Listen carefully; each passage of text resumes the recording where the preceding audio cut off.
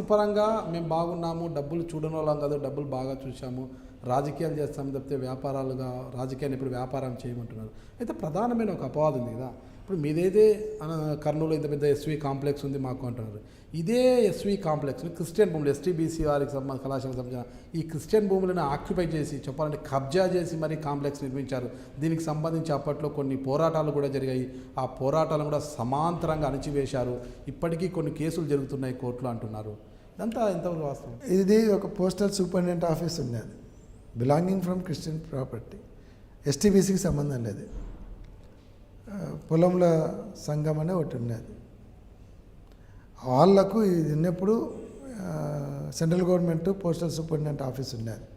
వాళ్ళందరూ కలిసి ఆ రోజు మా చిన్నాన్న అనేటువంటి ఎస్వి నాగిరెడ్డి గారి దగ్గరికి వచ్చి ఎవరైతే కమిటీ సభ్యులు ఉన్నారో వాళ్ళు మాకు బాడీగా కూడా ఇవ్వడం లేదు సెంట్రల్ గవర్నమెంట్, వాళ్ళు కబ్జా చేసుకోవాలని చూస్తున్నారు అనేటువంటి చెప్పి ఆ రోజు మేము లీజుకి ఇస్తామని చెప్పి లీజుకి ఇవ్వడం జరిగింది. లీజుకి ఇచ్చిన తర్వాత మీరు కబ్జా అంటున్నారు. కబ్జా అంటే దౌర్జన్యంగా ఆక్యుపై చేయండి. లీజుకి ఇచ్చిన తర్వాత మేము సెంట్రల్ గవర్నమెంట్కి లెటర్ పెట్టి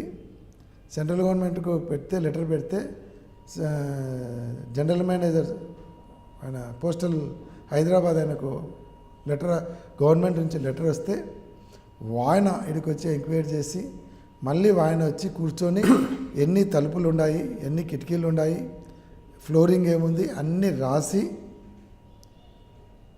జనరల్ మేనేజర్ పోస్టల్ డిపార్ట్మెంట్ రాసి వచ్చి మాకు హ్యాండ్ ఓవర్ చేయడం జరిగింది. జరిగిన తర్వాత కొన్ని రోజులు మేము స్కూల్ నడిపాము లీజులోనే. తర్వాత వాళ్ళు వచ్చి మా చర్చిల్ మెయింటెనెన్స్కి ప్రాబ్లం అవుతుంది, మాకు దీని మీద ఇది లేదు, మేము అమ్ముతాం కొనండి అని చెప్పడం జరిగింది. తర్వాత వాళ్ళకు డబ్బులు పే చేసి కొనడం జరిగింది. ఆ రోజు లీగల్గా కూడా చూసుకున్నాం. తర్వాత దీని మీద ల్యాండ్ గ్రాబింగ్ కేసుకు పోయినారు హైకోర్టులో కేసు నడిచింది, హైకోర్టులో కొట్టేసినారు.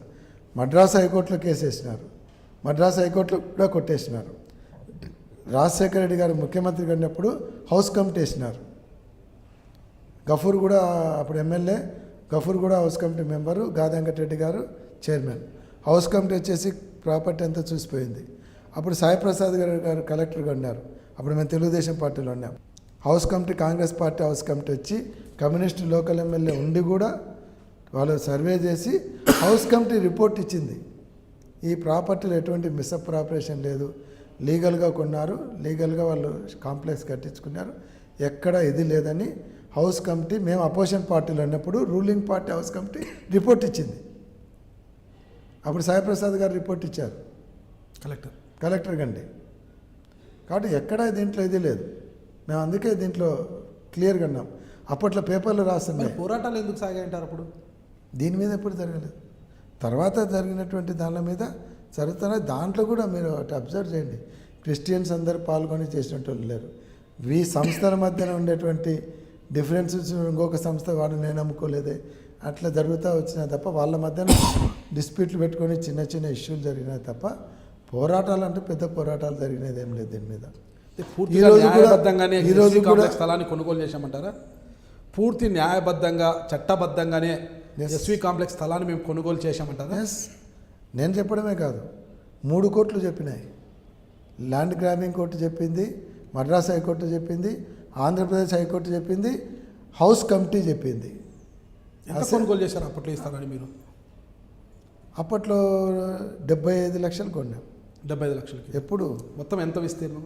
ఇది ఎకరా 20 సెంట్లు ఐ థింక్. ఎకరా 75 లక్షలు కాదు, 90 లక్షలకే కొన్నట్టు మీరు కొనింది. ఎప్పుడు 25 సంవత్సరాల కిందట. అప్పుడు ఇదంతా అడవి, మనుషులు తిరిగేవాళ్ళు కాదు. మేము సాయంత్రం 6 గంటలకు 6:30 కూర్చుంటే ఎప్పుడో గంటకు ఒక స్కూటర్ పోతే పోయేది. ఇక్కడ మనుషులు కూడా వచ్చేవాళ్ళు కాదు భయపడి. ఇప్పుడు ఎస్వి కాంప్లెక్స్ ఆస్తి ఉమ్మడిగా ఉందా, మీ పేరు మీద ఉందా? ఉమ్మడి ఉంది, మా కుటుంబ సభ్యులు అందరి మీద. మొత్తం అందరికీ సమానమైన హక్కులు అన్నమాట. మా చిన్నాన్న కొడుకులు 5 మంది పెడుతుంది. మీ ద్వారా కూడా మేము ప్రజలకు మా విషయాలన్నీ చెప్పుకునే అవకాశం కల్పించినందుకు మీకు కూడా ధన్యవాదాలు.